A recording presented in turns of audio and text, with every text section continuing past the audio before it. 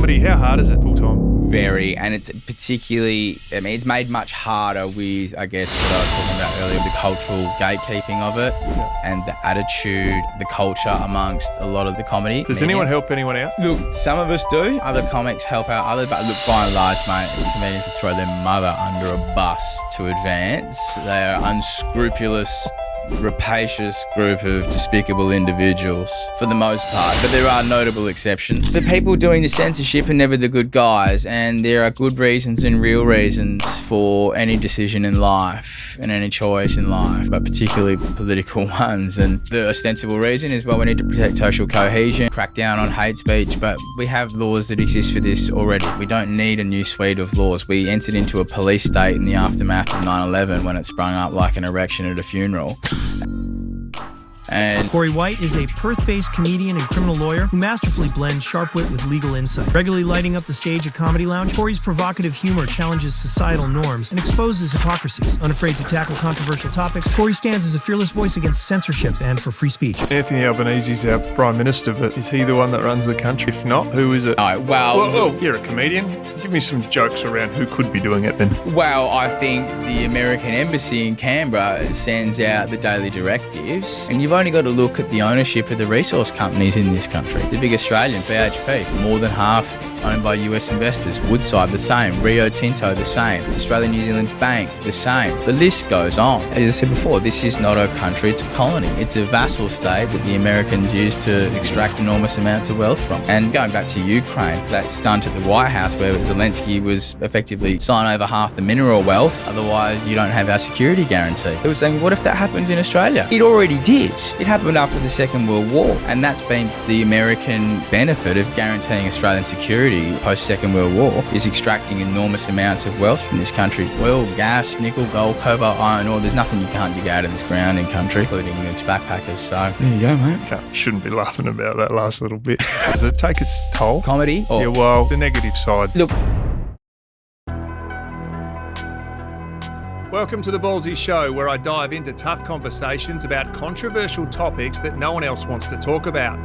I chat to guests with a unique perspective and aren't afraid to speak their truths and want to explore ideas that matter. Joining me today is criminal lawyer and comedian Corey White. He calls himself a criminal lawyer, a comedian, a director of corruption, and the Karen Commission. Corey White. That doesn't miss much, does it? No, it's broad but succinct, mate. So yeah, jack of all trades, master of none, so they say. Yeah, well, the others would say a hamburger with a lot or a one-stop shop. Is it appropriate? Well, look, dilettante is the word I like. So yeah, look, mate, the law and comedy have a lot of overlap, transferable skill set.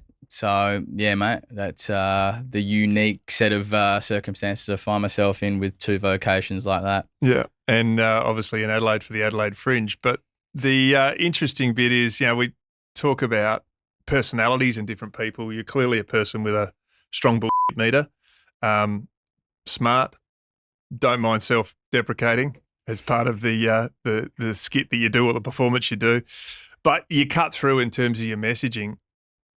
It's not just a performance, is it? There's a fair bit that goes into it. Yeah, look, there's an underlying philosophy and message that you're trying to convey, I guess. And I think, the comedy that I've aspired to and tried to do is just that has a broader message behind it. And, there's a lot of good comedians who are doing it, particularly Amos Gill, good Yep. South Australian boy. And one of the measures of how good comedy piece is, I think, particularly something that's over an hour length, is, how censored it is, and the censorship process being not an overt one, but a sort of silent one of a filtration process, which, Chomsky talks about in Manufacturing Consent. And, you're probably familiar with it yourself, Warren, you've experienced it. And, as I said to you when I first met you, who would have thought that you'd be off TV before Wayne Carey? So... How's that for the moral compass of the media in this country? Yeah, well, paints a decent picture, does it? Take you back to your childhood. Were you always quick-witted? Yeah, look, mate. And how does that come about? Look, I had funny parents. My dad's still with us. My mum's no longer with us, but mum's very funny. Dad's very funny, and humour was particularly prevalent in our lives to deal with adversity. Some of the funniest things I remember are in the midst of some of the most difficult times. And I can remember when my parents were divorcing, saying something to my dad. You know, he was saying, "Oh, you're taking the stereo." I was like, "Well, you know, that's the thing, Dad. Not only does the wife screw you out, the kids do as well." And he's like, "You really got a quick wit," and I really have that vivid memory. And you know, making people laugh, I guess, is something that I guess I was born with in a way. You know, I've always been quick-witted and not afraid to voice it. So I think that's played a part in it. Yeah, but, like you talk about it in stature, in height. You're not a big fella, but in terms of vocabulary and smarts and wit, you're probably 6'6". Yeah, about well, 120 it's funny you kilo. say that. You know, look, I'm the shortest man victim of tall poppy syndrome in this country, but and you know, I certainly felt that, particularly in the era after, I guess, the vaccine and returning to practice. Yeah, I feel I walk very tall when I walk into any room like that, and I think that is partly because of an enormous confidence that you get and a self-assuredness from being vindicated from something like that. As you remember how divisive and, you know, the gravity of what people like you and I were contemplating. I mean, one thing I will never stop or never forgive is just the way people were willing to just go, okay, you guys are going to be ostracized from society indefinitely, and everything you'd worked towards hitherto, you're contemplating leaving it behind. Yeah. And it's still an enormous thing to me that we just haven't discussed and reflected on any of that, this silent conspiracy and retreat and the gaslighting and revisionism that goes on along with. I saw an article in the Advertiser last week, said if you know someone's suffering from conspiracy theory beliefs, well, it could be from a lack of sleep. And then at the end of the article, they wedged in, you know, people who don't believe in vaccines, etc. It's like, well, look, people are not vaccinating their kids anymore. You know, the trust has plummeted and people aren't vaccinating their kids at rates they used to. So, look, we've got an enormous trust deficit in our society, and information is the currency of democracy, and we have a very broad-based currency crisis, Warren, and I'm not sure anyone's got any ideas how to solve it. How do you solve it? Well, It starts with transparency and honesty. Look. But we don't want to give that up, clearly. Yeah, and look, there's enormous questions to contemplate, and I don't have all the answers, and I think anyone who does is probably a Full of charlatan. shit. But I think, you know, a very robust and broad-based debate is the only way to get to the best of these, the bottom of these things, and, you know, really deal with the issue. If we can't talk about it, then we're not going to be able to deal with it. So, and that's why comedy's so great, to, you know, skewer hypocrisy and contradiction and official lies, etc. And yeah, we'll get to that main issue a little bit. But talking about whether you're a smart bloke, you clearly read a lot. You know, you talk about philosophies, you talk about bits and pieces that. Tell you, in my journey, it was get through school and kick a footy and hope that it works out that way. Can you take us through what you remember of your childhood? Was there much TV? Was there lots of reading? Because it seems like you're a reader. Yeah, so my mum placed an enormous value on education. So yeah, I went to, you know, private schools for the first part of my life, and there was no TV allowed in the house during the week. And, you know, yeah, I was introduced to reading, gained a love from reading from my mother, and read a lot as a kid. And there was some, I guess, turbulent times in my childhood. But yeah, look, I had a really good sort of solid grounding in terms of family life and education. And I was very sort of privileged in that way, but my parents sacrificed an enormous amount. You know, my parents left school at 15, and, you know, mum was a dental nurse and dad was, you know, self-employed as a tradesman, and, you know, they went without a lot so their kids could have a good education. And sorry, Dad, I should have been a tradie because it could have been repaying you quicker. Would have done it right. Being a lawyer. Jesus Christ. Stay at school, Corey, invest in your mind. Well, not in Western Australia, mate. You should have left school and invested in a mine. Yeah. Or at least worked in one. That's how the cards of life fall, mate. But, you know, look, I'm very grateful to do what I do and have the education I have. And I'm very grateful for the privileges and the adversities as well. Why law?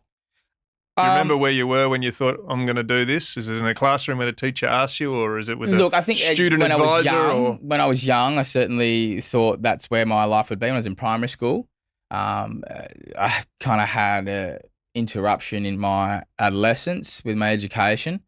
But it wasn't until I was working as a occupational health and safety officer, mate, and I was 21. And I remember... Where at? It was a company called Airlight. And funnily enough...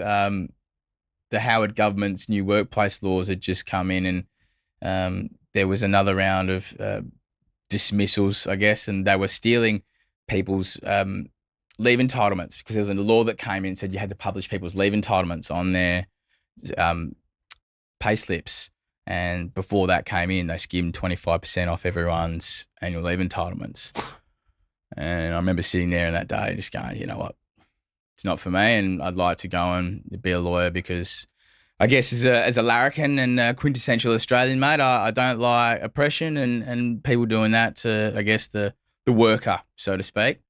So, yeah, I guess that was what motivated me. And then, yeah, by a stroke of luck, my best friend's mother saw an ad in the paper about an entry course at one of the universities, Murdoch University, not named after the newspaper magnate, but... Yeah, so then went mature age to uni, mate, and did law arts. And what age were you? I was 21. Yeah. Yeah. So not that mature? Not mid-40s or anything like that? I wasn't. But, you know, look, in some ways I grew up very quick, and in other ways I didn't, you know, grow up fast enough. But it's brought me to this place here, mate, and, you know. Did you enjoy uni life? Look, I did, but I was... The conception is that you drink a lot of grog and party a lot and then do a bit of study, but... Look, there is that aspect to it. But what I was disappointed with about my university experience was I thought I'd meet a lot of like-minded people who were interested and engaged in the world. And look, I did meet some of those people, but not in the volume that I anticipated that I would. But, you know, as I've gotten older and learned more and understood more, I understand that that's been a deliberate thing to weaken the institution of the universities as a place of free thinking and open debate, because that's where resistance is born out of. And, you know, you only got to look back to the days of the Vietnam War to see that as an example, and even the 80s. So, and even now, I mean, with the anti-Semitism definition that's been passed at universities now, and limiting of academic freedom, and the criticism of Israel's actions in the Middle East, I mean, look, we've come a long way from where we used to be in this country in terms of free thinking and free expression. Yeah, it's been a marvel to see, really, and just the lack of it's been the slow boiling of a frog in some ways. Yeah. You talk about, I say this, you're wired differently. I think I'm wired differently. You ask the question why. Do you know why so many people don't ask the question why on any issue there is? Well, look, I mean, I think Aldous Huxley said it best that, you know, most people don't want to know. They just want to be led and fed with their desires and don't want to have to think too much about the broader, more complex questions of life and politics and power. They'd rather live in a sea of blissful ignorance. And, you know, look, I understand the attraction of that to check out mentally and just engage in, you know, your pursuits of happiness and desires, whatever they may be. But not everyone can do that. And I think, you know, they say 80% of people, a victim can be hypnotized and 20% can't. And I'm not sure if that's, you know, a true empirical fact, but I'm running with it as an anecdote. But I think you and I would probably fall into that 20%. And I think I remember at the height of the COVID stuff, the army was deployed with that general, I can't remember his name, but it was Operation Spread Freedom, really targeted at that last 10 to 15% of the nation who are yet to come forward, get vaccinated so we can regain those freedoms that we all want to enjoy. I'll never forget that sentence. Regain the freedoms. It was baffling when you look back. Well, and you know, this is the thing people about shot with rubber bullets. Yeah. People locked in their houses for best on 2 years. People dobbing on their neighbours, and the creation of that dobber culture that was, you know, so widely despised historically by this nation. But look, this is the thing about history, Warren, you know, the narrative doesn't become apparent until someone comes along later down the track and bangs it into a coherent shape. Yeah. And then the meaning really becomes clear. In the moment, you're too busy living in it and dealing with the relentless onslaught of lies, because this is what totalitarianism does. It's this relentless assault of lies, and you don't have time to debunk and refute or, deal with these things. And people are so relentlessly bombarded with lies, and that's how you confuse and paralyze the polity in terms of their thinking and herald them or shepherd them into the decisions that, the power elites want. Yeah. Oh, you're back. We'll get to the law stuff, what happened through COVID and all that. But law, what do you love about it? Well, look, it's the 'Cause separation of powers. You'd have to challenge and you'd have to represent some questionable ethical people over the journey, being a criminal barrister / solicitor. I've also represented some really fantastic people who've made a mistake when they were young, and they're going to live with that consequence for the rest of their life. And, they go in and they serve their time. And, there's a lot of people I've had some admiration for with the way they own up and seek to atone for their behaviour. But equally, mate, look, when people ask me that question, I say, look, no one asks a doctor that question. Yeah. No one says to a doctor, well, how can you treat someone who's done that in their past?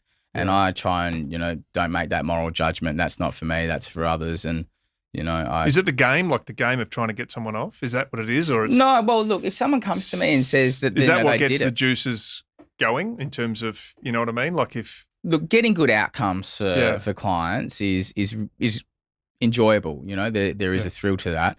Having said that, I mean, you don't want, I guess, guilty people to walk free, but you also want them to be prosecuted fairly and squarely within the rules. And look, if someone says to me they're guilty, then I don't say, well, let's plead not guilty and try and spin this so you can avoid accountability for your actions. And no, we'll plead guilty and we'll try and negotiate or aim for the best outcome for you, whether that's a term in prison or not.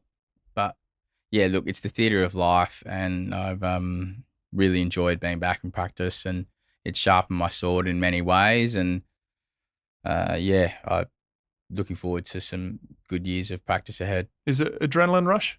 Yes, at times. Is it ego? Yeah, I think it certainly feeds into that. Absolutely. Yeah. I think you'd be naive to say that it didn't, but look, but more adrenaline. Adrenaline, not so much adrenaline. There are moments of adrenaline, certainly cross-examination and being live on your feet with a You can't handle the truth moments? Well, look, I haven't had any quite that dramatic, but I certainly had one where I got to cross-examine a prosecution witness who had purple hair, which I thoroughly enjoyed. But look, it's a really interesting job, and it's different every day, and it's a real privilege. So I'm glad to be back in it and trying to find a balance between that and stand up and writing, and maybe going to Parliament at the next election cycle, or if Jared Rennick's crew don't ring me before the federal election. Shout out to Jared. Yeah. But look, that's broadly the plan at the moment, mate. Yeah. So the comedy stuff, we talk about whether it's adrenaline or a bit of ego. Like, how does the juices of flowing between comedy kick in? Like, what's comedy like? Because I assume if a joke drops and it's a bang, goes amazing, but if it drops and it's a fizzer, there's a confidence element, there's a flying by the seat of your pants element. Yeah, look, certainly it's the only art form you know instantaneously whether or not it's good or bad, or whether or not people like it or not. And being on your feet sometimes in court or on stage, things come to you in the moment, and that that's the thing to say. Yeah. So look, and it certainly gives me a lot of comfort in court. Not to say that I'm not intimidated and anxious about some of the things I do in court, but I'm certainly very comfortable in projecting my voice, because I'm always mystified. I sit there and watch lawyers and it's like, no one can hear what you're saying. You're trying to advocate for someone's interest. Speak up! Yeah. Anyway. We talk about comedy now, and you've always been comfortable, I assume, delivering uncomfortable truths. Has it always been that way? Look, it's something you get conditioned to and build a thick skin. I will never forget having an series of ice blocks thrown at me on stage for a joke I did in the aftermath of the Japanese tsunami. Yeah. Going back many years. But yeah, it's certainly something you build a skin for. It's not for everyone to stand there in the bright light and have everyone's attention and, tell them an uncomfortable truth that is going to upset potentially 50% of the room, sometimes more. But yeah, look, it's something you have to build a hide for sure. Is that part of the challenge though? Yeah. And look, following that fine line? Yeah. And, being able to do it with enough charm and charisma to be able to, win with the tyranny of wit and charm. That's the adrenaline rush, is when you win with the wit and the smarts. Tell me what it's like to when I say operate with integrity and share truth unconditionally when people aren't really ready for it as a whole. Well, look, to your first question, integrity. It's one of those things that it's cost me a lot of money, to put the first thing I would say. Any idea how much? Ballpark? I would say probably at least $100,000. Yeah. In the last 5 years. But look, it's one of those things that you don't get pats on the back for. A lot of the time when you make the decision and you do what's right, and morality is what you do when nobody's watching, and you don't get pats on the back for that. Only you get to look in yourself in the mirror and be happy with your actions. And at the end of the day, you're the person who's got to live with your own decisions. So that's what I'd say about integrity. But in terms of breaking the truth to people, look, what's the old adage? The difference between intelligence and wisdom is intelligence is knowing the truth, and wisdom is knowing when to say it and when not to say it. The other thing I would add to that is knowing how to say it. And there's an art form to addressing delicate and difficult topics, and comedy being the best one. And so, look, that's why it's such a beautiful and important art form, but also why it's so politicized and controlled and gate-kept, particularly in this country. Yeah, when you say that, people wouldn't understand that. What examples, why is it gate-kept? How is it gate-kept? Because it appears that when comedians get up there, it's just no holds barred, I'm saying it for a joke. And you can get away with saying offensive stuff. Oh, it's a joke. Do you know what I mean? How is that gate-kept? Well, if you look at it, like the institutions, like the Melbourne Comedy Festival, for example, Susan Provan, she's been in the job over 30 years as the director of the Comedy Festival. And the first thing she did was remove the limit on the terms a director could serve. So she effectively made herself director of the Comedy Festival for life. Who else do we know that's done that, China, right? And look, they have a friend of mine tried to get a lobbyist to get rid of Susan Provan. And what he came back with said, no, you won't get rid of her because she has the imprimatur of both sides of the aisle of politics. And imprimatur is an interesting word because it means a license for publication in exchange for official censorship. And what we were talking about before with manufacturing consent and that filtration process and that censoring out or pushing to the fringes of people who don't camel toe the party line, so to speak. And, giving the illusion of a free and open and merit-based system by giving people parameters to work within. But if you were outside of those parameters, you'll be pushed to the fringes. And that's what's happened to comedy. I mean, look what happened to the ABC. I grew up watching The Chasers, and that's what I wanted to do. That's partly why I got into comedy. And now the idea that 5 straight white males who went to private schools with law degrees could walk into the ABC and say, hey, we want to do the most successful show the ABC's had for comedy, you'd be laughed out and be, being taken to the Human Rights Commission for a microaggression. Yeah. What's been done to the ABC is a crime and a national tragedy. And, Kim Williams, the director, that last year coming out and saying those ridiculous things and just not understanding the problem. And anyway, I could go on for hours about the state of the ABC and what it's done to this country, but it's beyond the scope of our conversation here, mate. COVID hits the shores. You're practicing as a barrister / criminal lawyer. What did you see that others didn't? Well, first of all was the mass psychology and the hysteria of it.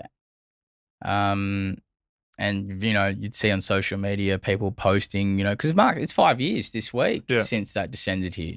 And suddenly on social media, all of my friends became experts in epidemiology and economics, and the misinformation, the propaganda was the big one. You could see how heavily this was being shaped by very informed PR minds and government at the highest level.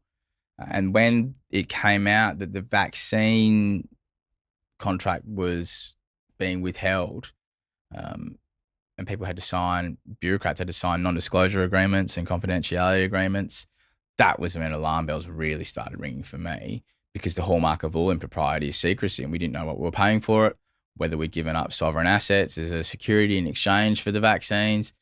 So those questions were immediately very alarming to me, and not to mention, I guess, the character or the nature of the company that was dominating that with Pfizer. Yeah. Moderna being not much better.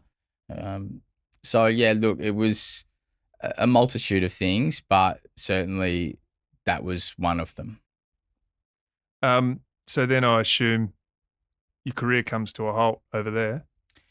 Is that because mandates were put in, or how does that work? That didn't come in till later after the lockdowns, but I mean, look, in 2020... Because it didn't happen in South Australia. South Australia, if you're a law clerk, you had to. But if you're a solicitor, barrister, or KC, or a judge, no.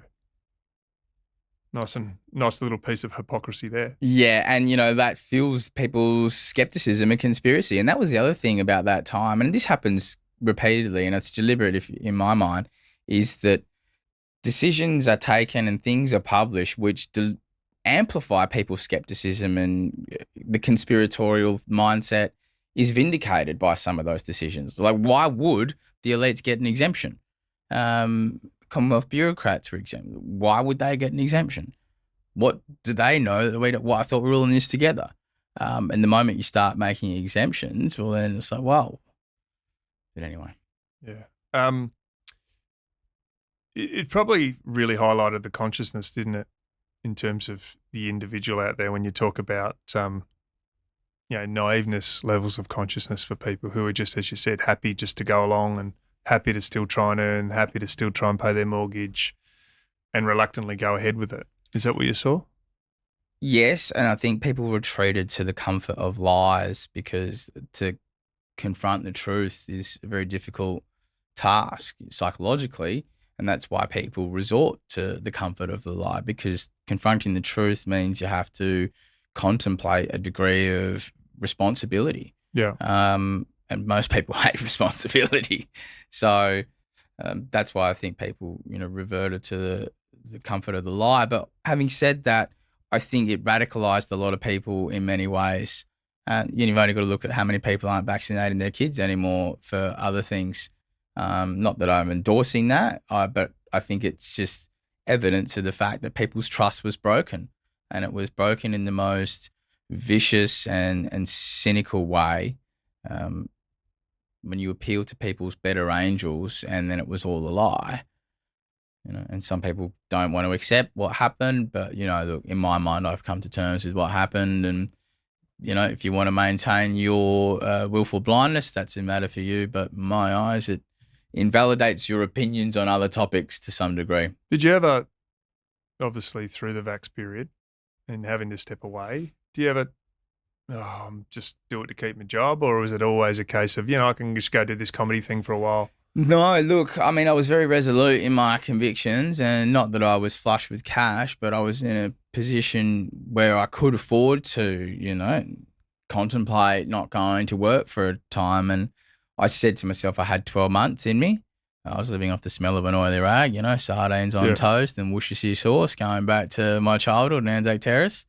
So, look, turns out only the last 3 months, I think. Yeah.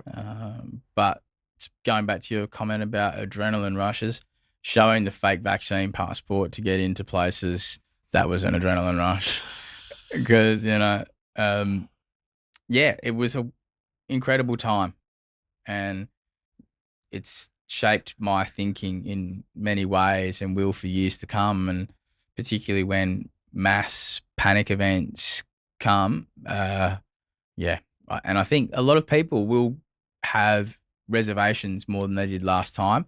The question will be, to what extent is the propaganda and mechanisms of control going to be able to brainwash people into doing what the state wants? Because we're moving into an era of unprecedented propaganda power. And that was the great lesson of the COVID and the vaccine era and Ukraine war to a certain extent, is the power of modern propaganda. And it's only getting better and more personalised. The algorithms know you better than anyone. Your phone knows you better than anyone. And the ability to cater personalised, person-specific content or propaganda, I mean, it's quite incredible. And I think Orwell and Huxley would be amazed to see the system of power and control that we've willingly entered into with this relationship with the phones and modern technology. Yeah. We met, I think I saw you on social media doing a skit of somewhere, comedy skit, and went to come and see you at the Adelaide Fringe back in 23 maybe. Yeah, it's 2023. But then that was pretty confronting for me too, because I'd just gone through my exit personally at Channel 9 for not being vaxxed, sacked, embarrassed, front pages, all that stuff. But then to go out almost a year later to support you with a bunch of mates, yet you're in the back blocks of the back corner near the razor wire fence almost, if you know what I mean. Yeah. Like it wasn't an easy transition. I was on the hey, fringe we're of the fringe. embracing you. Yeah. No, and look, there was a couple of testing moments that year, but by and large, it was lovely. And you know what it felt like? It's just, I remember when I was a kid and I was doing community service because I'd been a scallywag and, the court had charged me. So the police had charged me and I got sentenced to some community service. And I was with the Indigenous guys a lot of days. And I remember being envious of their instant sense of kinship and camaraderie and brotherhood they had amongst each other. And they were different from different groups and, they didn't know each other from a bar of soap, but they instantly, had this bond. And I'd never felt it in my life. And the only time I had was in that time. And, now when I see guys like you or other people that I met or connected through from that time or saw it as we did, it's, like the crusty old war vets at the RSL, having a schooner, reflecting on our time in the trenches and what we saw and who got medals and who shouldn't have. And yeah, no, look, it's wild to reflect on, mate, and I'm looking forward to reading a good history of it. But I don't think we'll get a good one. I think historians are going to be a thing of the past in this society, but I hope not. Comedy, how hard is it full time? Very, and it's particularly, it's made much harder with, I guess, what I was talking about earlier with the cultural gatekeeping of it and the attitude and the culture amongst a lot of the comedy. Does anyone help anyone out? Look, some of us do. Other comics help out others, but look, by and large, mate, comedians would throw their mother under a bus to advance. They are unscrupulous, rapacious group of despicable individuals for the most part, but there are notable exceptions. But yeah, look, I'd do anything to help out some of the best comics from here, mate. South Australia's got two of the best comics this country's produced, in my view. Who do you want to mention? Amos Gill and James McCann. So, they're both in America and Amos here at the moment. But, they've been the victim of the same thing I have. And, they're reaching big heights overseas, and it's indictment on the gatekeepers here that's the case, because they both should be household names in this country and they're not. And instead you've got, I won't name names, but there's a wasteland of mediocrity on the ABC that just, I have nothing but the utmost contempt for. When you say that we haven't moved with the times, clearly America's moved with the times, haven't they? Yeah, well, and look, we're not reading the play there, are we? Well, politically. And, there is a lag time with what happens in Australia compared to the US. They say we're a little bit behind, some say 2 years, 18 months.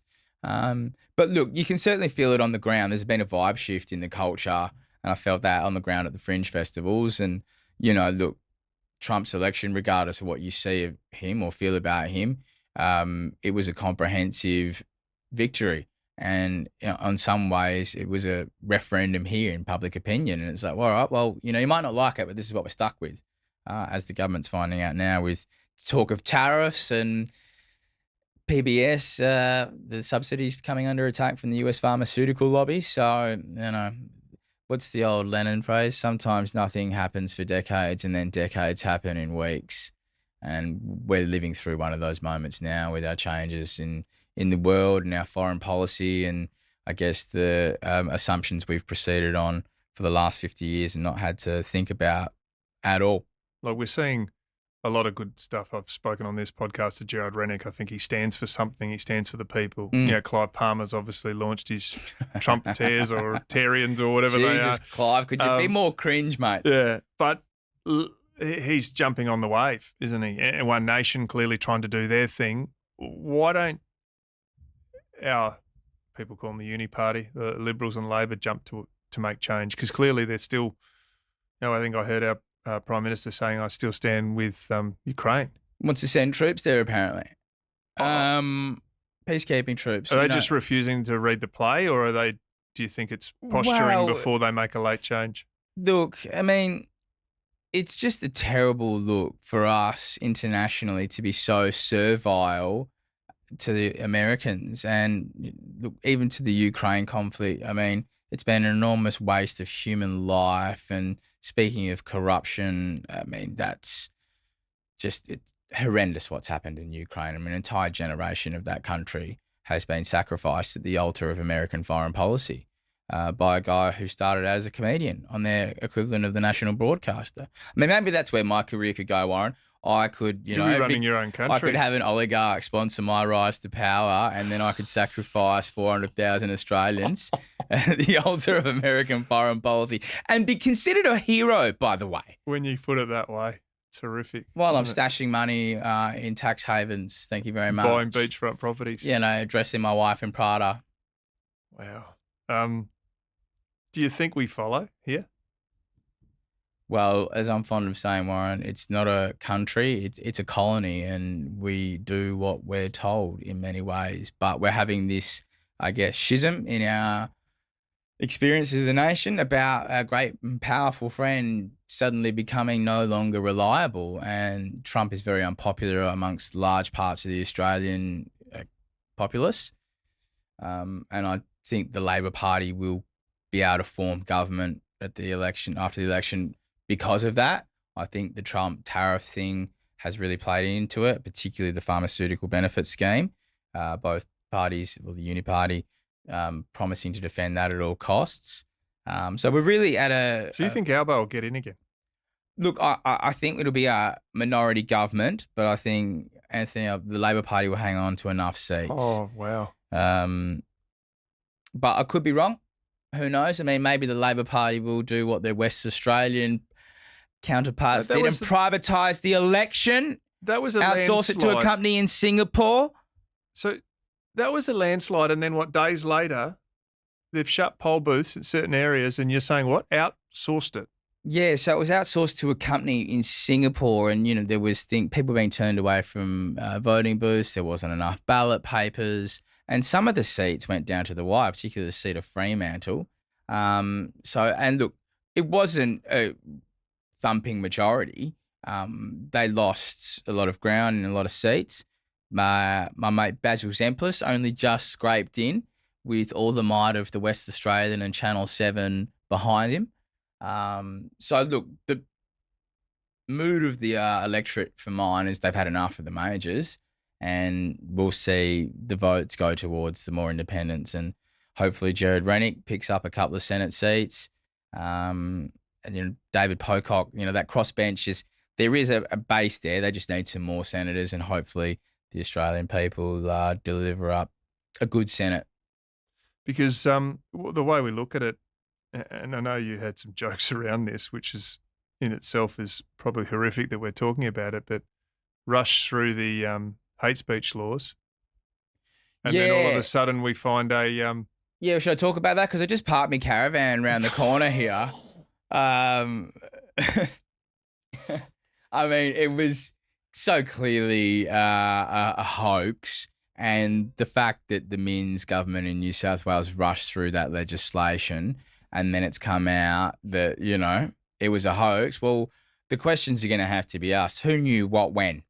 And if it was known that it was a hoax and the laws were passed through the houses without that being made known to the both houses, well, then I think those laws have to be repealed and I think Chris Minns has to resign. That is a disgrace on the Parliament and the people of New South Wales. And it's not just happening there. It's happening in all jurisdictions around the country. It's part of a broader, I guess, global censorship industrial complex that is seeking to limit and shrink the sphere of free expression and discussion. So where does that leave us long term? Look, the history of this country is a marvelous thing in terms of people getting together and, the conscription referendums in the First World War, the opposition to the Vietnam War. We've got a great capacity to come together, and I think that's probably going to be the only way to do it. But if we allow ourselves to be fragmented and divided and being fed a culture war to sedate us away from the fact that we're in a class war, maybe we'll be able to overcome and confront the challenges that we face. But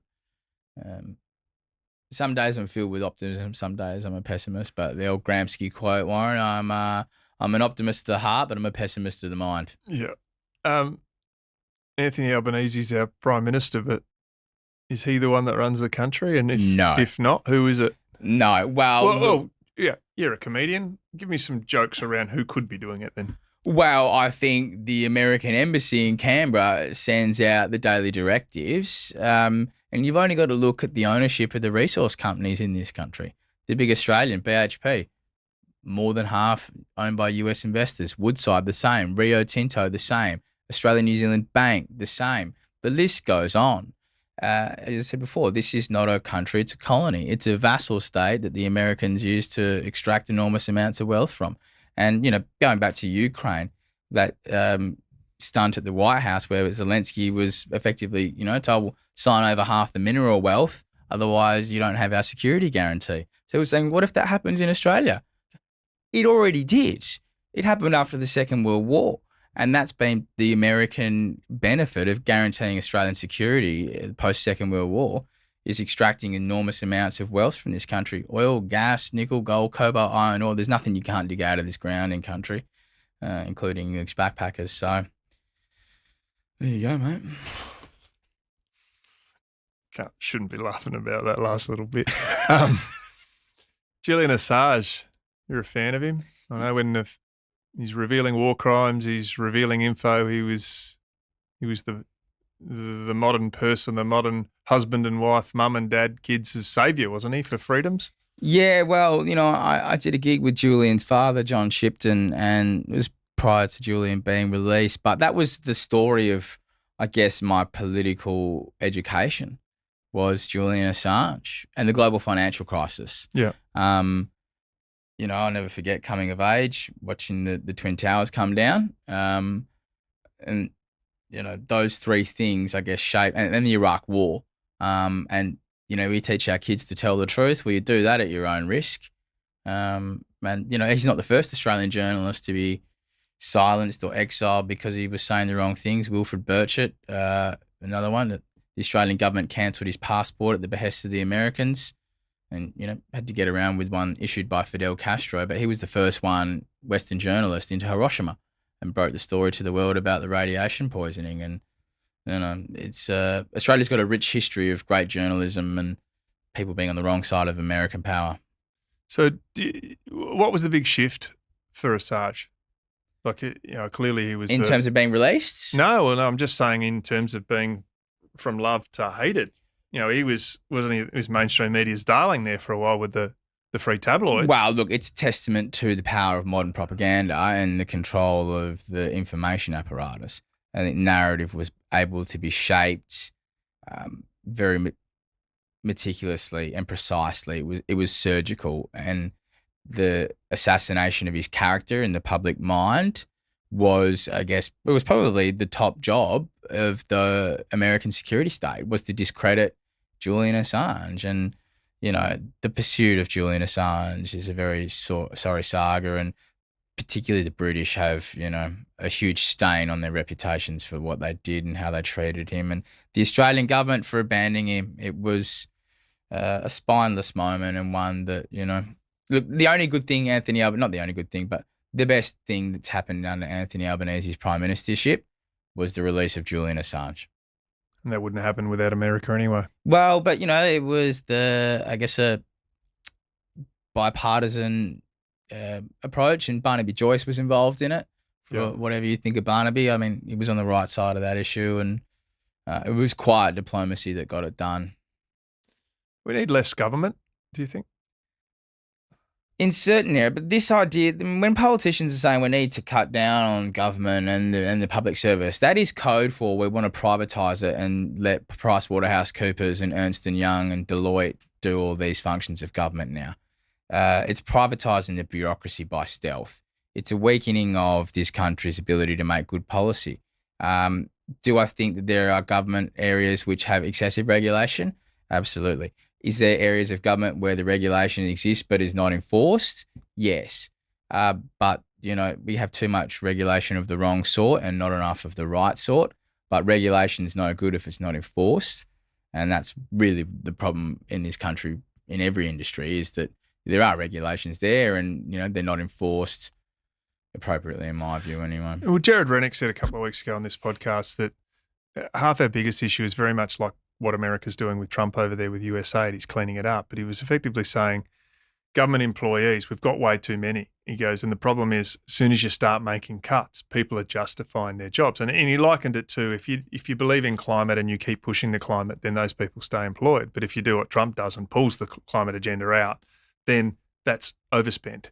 And then you're obviously still some people pushing the COVID narrative because they're employed from that COVID narrative. You have a belief that you can clean it up that way? Because what the USAID stuff is slightly separate to that. It's exposing so much corruption, so much overspend in America to the stage that they're funding, it's been alleged, international medias, it's been international countries, all these things. Hang on, why is the American taxpayer paying for that? Look, this is not new. I mean, this came out in the 70s in the Church Committee hearings in the United States when the activities of the CIA were revealed. Not fully, but it was a stage managed affair. But the things that came out, I mean, the funding of publications and unions, particularly in this country, I mean, the CIA boasted about their control and infiltration of the Australian trade unions. Quadrant magazine, the, top-notch literary journal or publication of Australia, that CIA-funded publication, it was the soft power of American ideas, trying to seduce other countries with the power of your values and culture rather than having to impose your culture with military power. But, that's weakening American soft power. But there were a lot of things that were being funded that were ridiculous and an enormous cost to the American taxpayer, which they had no idea about. But I think USA was partly part of the broader CIA budget and partly how they funded their operations around the world. Now, I ask you, because you're a lot smarter man than I, Israel-Palestine, for people who walk the streets and who are a little open to a bit of truth, what's going on there? Look, this is part of the endless cycle of hyper-divisive propaganda that's foisted upon people. And the analogy I use is that, imagine the country is a sinking ship and the elites know that it's sinking. They're continuing to loot the ship before everyone else knows that the ship is sinking.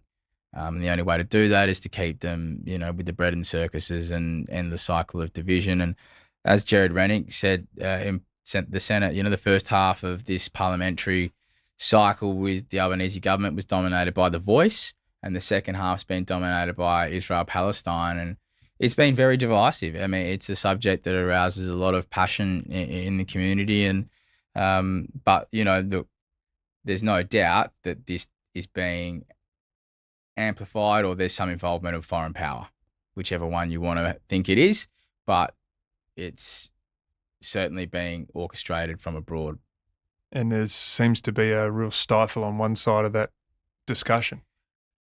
Yes, and the people doing the censorship are never the good guys, and there are good reasons and real reasons for any decision in life and any choice in life, but particularly political ones. And the ostensible reason is, well, we need to protect social cohesion and crack down on hate speech, but we have laws that exist for this already.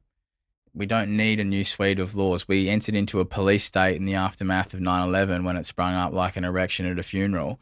And, we still, when I was at uni, the concept of the executive overreach and how powerful the executive branch should become and how much ASIO and ASIS and all the security establishments' budget was, increased, and, these people are not subject to oversight.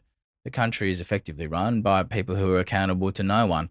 And people who are accountable to no one should be trusted by no one. Hecklers.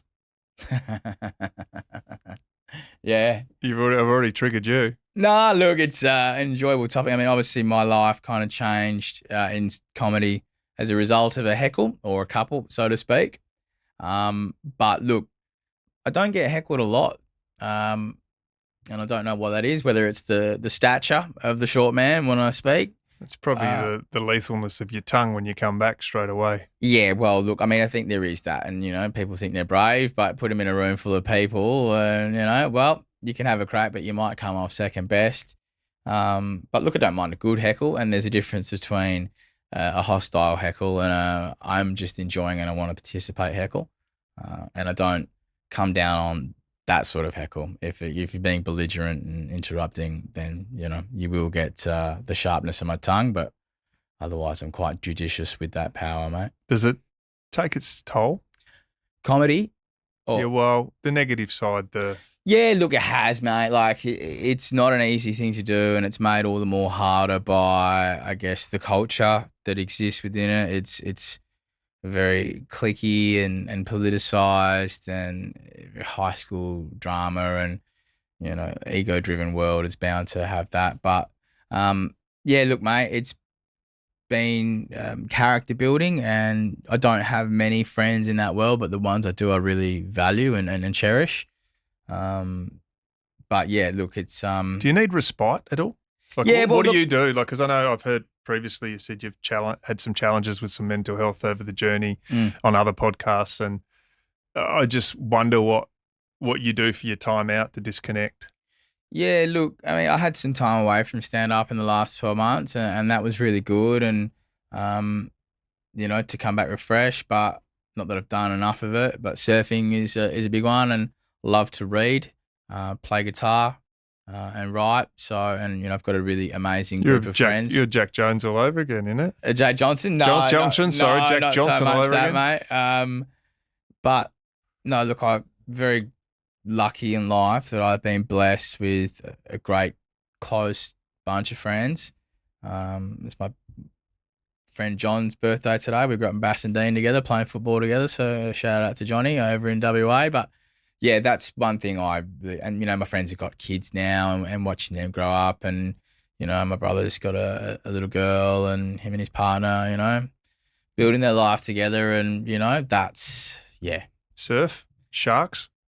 Wow, look, it's not a good time at the moment. There's a lot of bites in WA and South Oz. But look, you try not to think about it, mate. But you got to be unlucky. Jeez, my son loves it. He's massively into it, and I'm terrified to see any shadow near water, even if it's ankle deep. Yeah, so I'm a really tough one at that.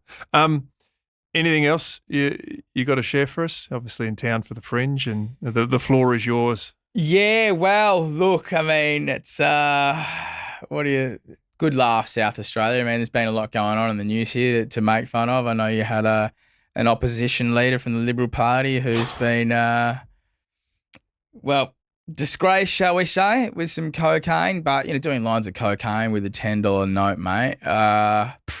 Not exactly spruiking the great economic manager credentials over here, is it? It's not a pie floater, is it? No. But look, other than that, mate, just, cracking on with the show. It's called The Cucky Country and it's part stand-up, part history lecture. And it's not the usual laugh per minute ratio that I have. And I've done this one on short notice and come over to help out Amos with the comedy club they've got here during the Fringe and behind the bar serving beers and helping them out. And it's been a great time and, you know, a lot of laughs. So I have a lot of love for Adelaide. I really enjoy my time here and I think it's probably one of my second favourite city aside from home, and we got a lot in common, you know, both two footy teams, both football mad. And Gather round, yeah. You like it? Is that here this weekend? No, a few weeks' time. Is it here? It's here, isn't it? It is here again, yeah. We've locked it away for, I think, another 2 or 3 years or something. Yeah, like right. And Live Golf, we've got all the big events now. Yeah, well, I mean, you lost the, was it the Clipsal or the F1? We lost the Grand Prix back in the 90s. Victoria, so now you've got Live Golf and you've got Adelaide Fringe. Haven't fixed ramping, no, but we're still going. Haven't fixed ramping. Well, I'm sure the Malinowskis government will get right onto that. But people love him over here. Yeah, because he buys us the shiny toys. They're touting him to be the next Prime Minister. You know, good with the bread and circuses, talking about him being the Australian Justin Trudeau. With the jawline and the fit body for the lady voters. He doesn't mind talking up his footy career. Yeah? Yeah, he's an amateur player. Yeah, right. Talks it up, come gather round. Did he play SANFL? No. Right. Amateurs. Played Amos. Yeah, come on. I played Amos, Peter. Nothing wrong with playing Amos. I loved it. Yeah. It's the closest thing we'd ever get to going to war in our generation. Not like we could get to it, but, you know, I made friends for life playing footy, and that feeling of solidarity and, you know, mateship that you develop playing footy with people that you become friends with, I really enjoyed when I was young. And obviously, you know much better than I. Oh, different. It's all good fun, though. Mm. It is. Camaraderie. That's the one thing. You do have camaraderie at the top level, but it's nothing like playing with your mates from school. No. And because it doesn't turn into a business. Yeah. And what's that old saying? If you want to take something beautiful and ruin it, put money into it. So you mentioned money. You touched on war. Do you reckon we're far away? Or do you think because it does seem like it's building to a crescendo, doesn't it? Well, look, I mean, you've got Chinese warships circumnavigating the coast. We've got But we didn't know about that.